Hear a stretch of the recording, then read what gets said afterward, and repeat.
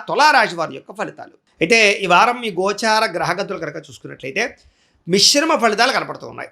అయితే దైవ బలము గ్రహ బలము బ్రహ్మాండంగా ఉండబోతున్నాయి కాబట్టి ప్రయత్న లోపం లేకుండా ప్రయత్నం చేసినట్లయితే మీకు ఏ పనైనా సరే సిద్ధిస్తుంది. విడిపోయినటువంటి భార్యాభర్తలు కలవడం కానీ, విడిపోయినటువంటి స్నేహితులు కలవడం కానీ, ప్రేమికులు కలవడం కానీ, కుటుంబాల మధ్యలో ఏదైనా సమస్య వచ్చి విడిపోయినా దూరమైనా మళ్ళా తిరిగి కలుసుకోవడం కానీ, అన్యోన్యత కానీ బ్రహ్మాండంగా కనపడుతున్నాయి.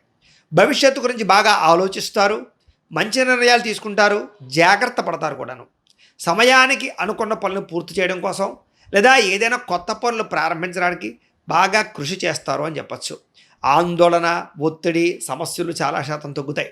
చక్కని ఆహారపు అలవాట్లు చేసుకోవడానికి, వ్యాయామం చేయడానికి, సమయాన్ని సద్వినియోగపరచుకోవడానికి ఎక్కువగా ప్రాధాన్యత ఇవ్వడంతో పాటుగా దీర్ఘకాలిక రోగాలు ఉన్నవారు ఆ రోగాలు తగ్గించుకోవడానికి చేసే ప్రయత్నాలన్నీ సఫలీకృతం అవుతాయి.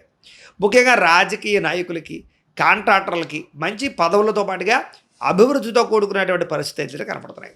ముఖ్యంగా సినిమా, టీవీ, మీడియా రంగాల వారందరికీ కూడా కలిసొచ్చే కాలము, మంచి అవకాశాలు రాబోతున్నాయి. గౌరవ మర్యాదలతో పాటుగా కొత్త కొత్త స్క్రిప్ట్లు కూడా మీకు రాబోతున్నాయి.